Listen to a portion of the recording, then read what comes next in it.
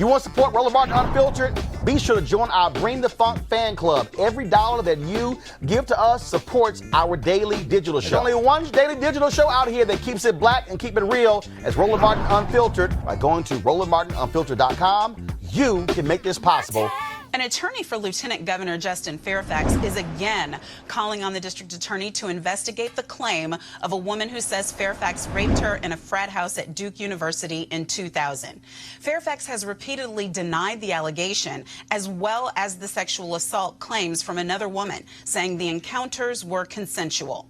Attorney Barry Polloc says there is an eyewitness who can come forward to say the rape never happened. Joining me now is our panel, A. Scott Bolden, former chair, National Bar Association PAC, Joanna LeBlanc, National Security and Foreign Affairs legal analyst. And at some point, maybe Michael Brown will be with us, but he's not here right now, so I'm not going to introduce him. Listen, yeah, well, that just, anxious anticipation for when the fabulous Michael Brown is with us. Hi, Michael Brown, where are you? Scott. Yeah. You practiced a whole lot of law on both sides of the aisle, and you still practice, frankly, at the top of your game. You're not just former National Bar Association, whatever. You're a managing partner of a hoity-toity firm. So, yes, you fancy. Have you ever, this is just my personal question. Right. Have you ever been standing on top of your head saying to the government, please investigate, please investigate? Well, what is this about? This is the plaintiffs, the alleged victims in this case want political justice. They don't want Michael Brown to be governor or even lieutenant governor. If you look at their written claims, Justin Fairfax, they don't want criminal justice. They want political justice. They want to harm him politically. That's why they want to do the hearing before the House and/or Senate at the state level in Virginia. Justin Fairfax, despite the politics, wants just the opposite. He wants criminal justice because if the allegations of rape are there in these two jurisdictions where they allegedly occurred, then they ought to be doing a criminal investigation. And he knows in his heart of hearts, and perhaps now with a new witness, he knows that this was consensual, and he believes he can prove it. And it's the only thing he can do to push back short of a political hearing, which he has vowed not to show up for. And so we need to keep an eye on it. But it is weird and it is odd. But I think this is the best thing that he can do for his political life. It's odd, Joanna. I don't know. My criminal defense bones just kind of quiver anytime anybody is begging for an investigation and begging for their client to testify and etc. And I've had a couple of cases where everything was supposed to go a certain way and then just didn't. And it didn't have anything to do with what the facts were. Yeah, and the unfortunate reality is that when it comes to cases of allegations of sexual assault and harassment, a lot of these cases are not even litigated in the court of law, right? The court of public opinion makes a decision. So look over here, right? If the lieutenant governor had stepped down because of pressure to resign by some political parties, by the members of the public, he would have been out of a job and would not have been able to serve the public like he's always wanted to do in a very effective manner, should I add. So that's why I always say this. We should not litigate these cases in the court of public opinion. We should litigate these court cases in court. And here you have a man who is asking, please investigate me. And we're not doing it because, like you said, it is not about justice. This is nothing but a mere political game. But Justin Fairfax needs his name cleared. Absolutely. And he believes that the people, third parties who can clear his name so that he can get on with his political life, if he has any left, I agree, is the Attorney General, or rather the District Attorney's offices in these two jurisdictions. Now, it is an odd theory and an odd advocacy, but here he knows that the investigation is his word against hers. Absolutely. Now, if there's a third-party witness, they'll have to explain that, but that's even better.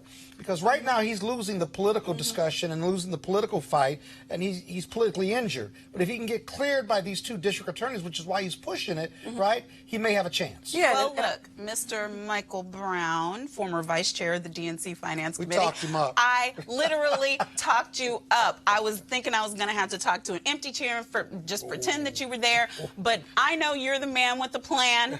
So tell me, is this maybe just strategy, On the part of the Fairfax camp, they know that nobody's really interested in a real investigation, that if the government wanted to prosecute him, they'd already be doing it. They've probably figured out they don't have the facts. So we push, knowing we look like we want justice and clearance, but what we really are doing is playing the same political game that the other side is playing. It's all strategy on both sides, on all sides.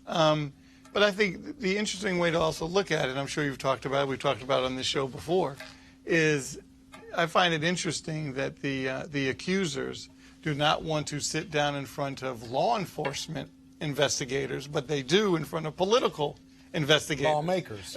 Which makes it obviously interesting. Why don't you want to go put your hand on a Bible under oath? Not to say they wouldn't in a regular hearing in a political environment.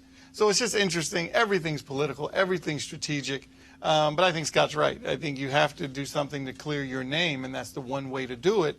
But he's also forcing their hand and saying, hey, step to the plate. Go up to Boston.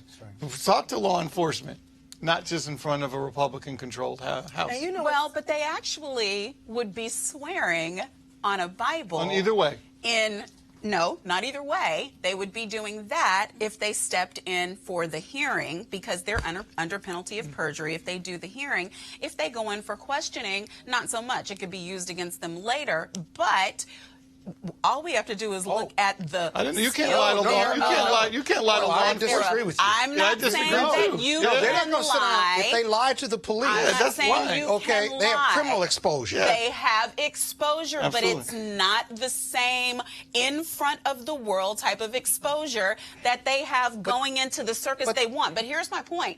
If they go into this hearing in front of the legislatures, they're not going to get anybody who's trained to ask questions. We figured that out when we watched all of this shenanigans in front of the House of Representatives and the Senate. These lawmakers have no idea how to ask questions that would build a case, how to ask questions that would ferret out the facts. Yeah, but so do you think that this is why? Hold on, wait to get the lady right here. I just want to get to it. I want to hear myself. I have talked to you I want to hear myself. You go right ahead. about this, Miss Joanna. Yeah, perhaps that could be a strategy, because I know that I will not be put in a position where I have to answer real questions about what happened in order to build a case. But one point that I want to make is that the unfortunate reality is that there are actual victims of sexual assault and sexual harassment each and every day in our country and across this world.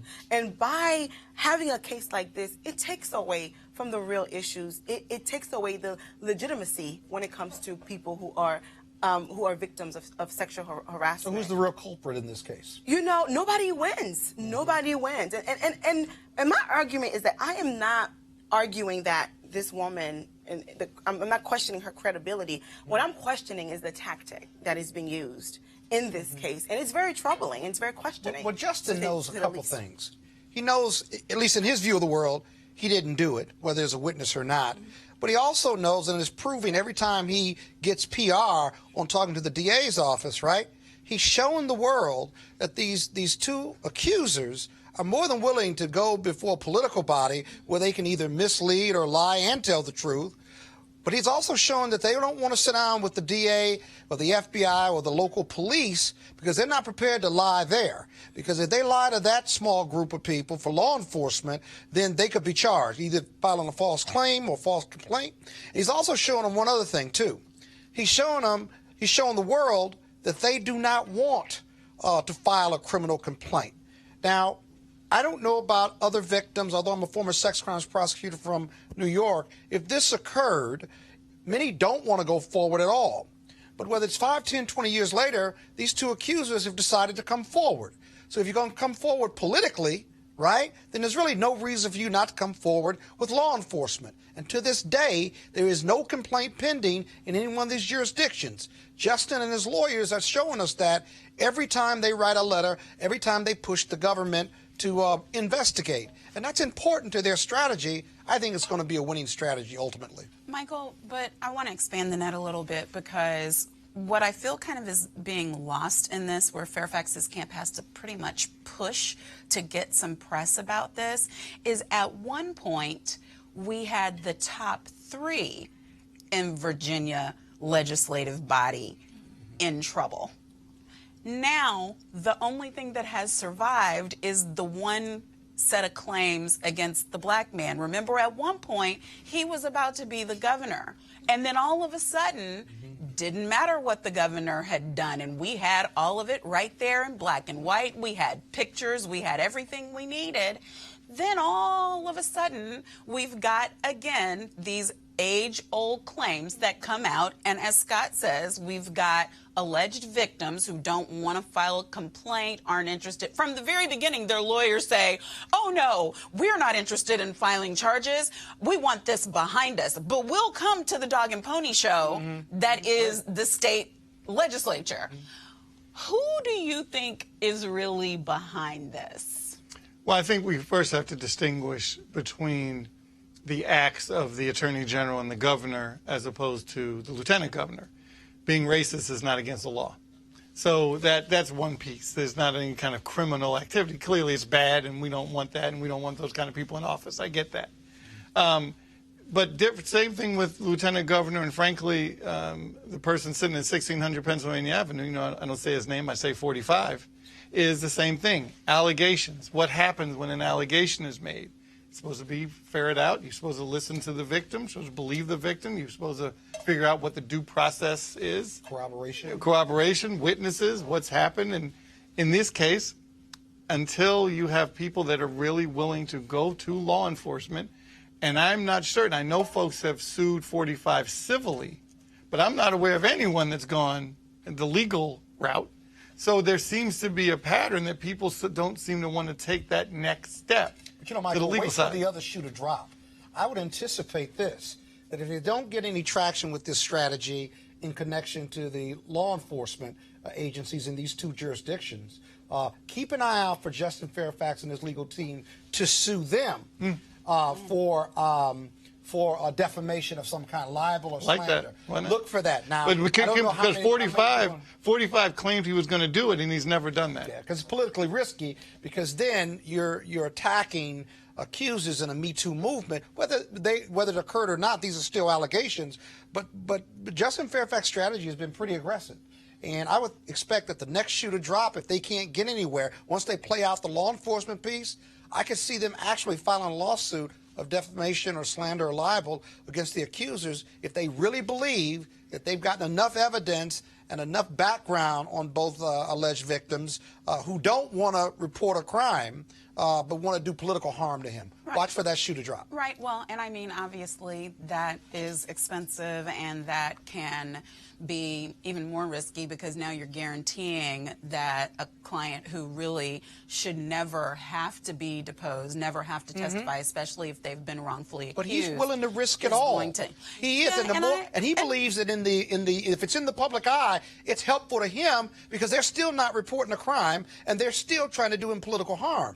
He's changing that dialogue or that dynamic, or at least trying to at this point. Right, and the lawsuit would keep it in the public domain again, because if he really believes in this strategy, he'll sit for a deposition. He's sat for two lie detector tests and reportedly passed both of them. The other alleged victims haven't. This dialogue he's keeping in the public domain, he's trying to change that public discussion and how he's perceived and how he's viewed, not just by women, but by everyone. Yeah. And I think slowly but surely, this could be a winning strategy for him. Don't know, but politically, he still wants to run for governor. Right. And he wants it to make it work for him. And he still should be able to run for governor. I just think it's a shame. Well, no use in running if you can't win.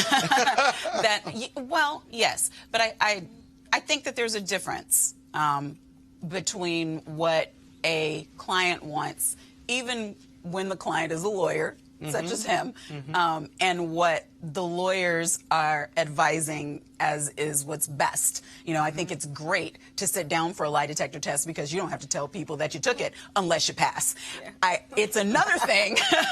It's another thing. You know, I mean, you don't have to say anything to anybody ever. It's another thing when you push for a lawsuit. But I do think that so far, for the situation that he's in, that I don't think that he should be in. And I'm way, way, way on the record about the way I feel about allegations.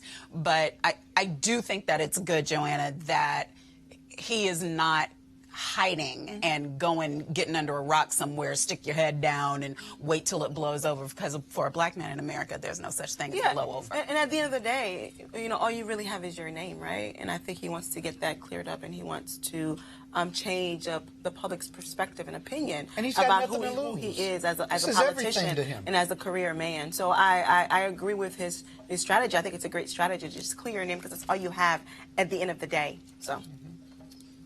We have to keep an eye on it, I think. But this is everything to him. I mean, Justin Fairfax was destined for the governorship and perhaps beyond. He was unblemished. He was winning. He had all the political contacts and the support. He was one of the most popular and powerful politicians in this country who just happened to be African American, and this has derailed all of that. He really has nothing to lose with this strategy, which is why he's going hard at it, and which is why I think he likes keeping it in the public eye. As ironic and weird as that is, he's trying to get some traction with it, and he believes he's getting it. Right, but I think that one of the things that I tweeted some time ago that I wish I could say to every black man in America is it's open season. If you have any amount of clout, power, money, influence, don't even jaywalk.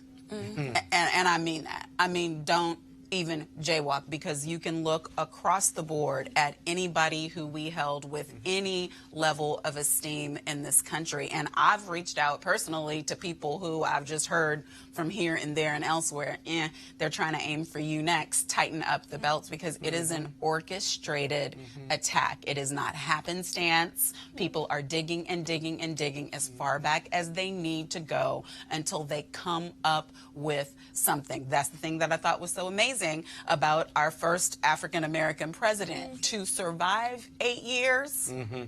Absolutely no scandal. 8 years? Yes. I'm pretty sure that I don't know anybody that's squeaky clean in America or the world, because if it was there, they would have found it. It would have been exposed. And I really don't even know, maybe you got something for us, Michael, what we can do to offset or push back against, because we're watching over and over again people like the Epsteins of the world who are seemingly for decades at a time getting away with things. And then we have people who are charged with lesser offenses or no offenses who are losing their entire lives. Well, like for him, like for anybody else, elections have consequences, and it played it for Epstein. He played the cards, he had relationships, and he played it. If people weren't in office that he helped get elected, he wouldn't have been able to get that kind of help. But I think for Lieutenant Governor Fairfax, what's interesting to me is if the governor and the attorney general had resigned, I don't know where he would have been. It gave him strength that they stayed, even though, again, it wasn't criminal. But the fact that he was able to point and said, they're fighting, I'm going to fight too, or whether he said, I'm going to fight, and they said, whoever was first. I think it's intriguing that they all kind of hung in there. That's interesting, because I'm pretty certain that if the governor had resigned and he had stepped into the job, the allegations probably wouldn't have come forward in the first place. But that's for another day. All right, folks, back to our Roland Unfiltered video in just one moment. MarijuanaStock.org is another great investment opportunity if you were lucky enough to invest in their last crowdfunding campaign. You, of course, now know that those folks are invested in a publicly traded company. They raised a ton of money in a few months investing in legal marijuana farms. Now, of course, they have a new investment opportunity, which is as good or if not even better. I'm talking about industrial hemp CBD. For those who don't know, the hemp plant is the cousin to marijuana with a much higher concentration of CBD, which means hemp CBD gives you all the medical benefits of marijuana without getting you high. Now, until recently, hemp farming was practically illegal in the U.S. and heavily regulated by the DEA. However, the 2018 Farm Bill changed all of that, making it legal to grow hemp CBD in the U.S. and creating one of the largest commodities worldwide. They need land to grow all the plants, which makes for an incredible investment opportunity. And that's where our good friends at 420 Real Estate come in. Their business model is real simple. They buy land that supports hemp CBD grow operations and lease it to high-paying tenants. That's right. They are hemp CBD landlords. And you can get in on the action. You can invest in the crowdfunding campaign for as little as $200 up to $10,000. Like I said, you may not want to miss out this opportunity. Go to marijuanastock.org. That's marijuanastock.org to get the game and to do it now. Now back to your Roland Martin Unfiltered video.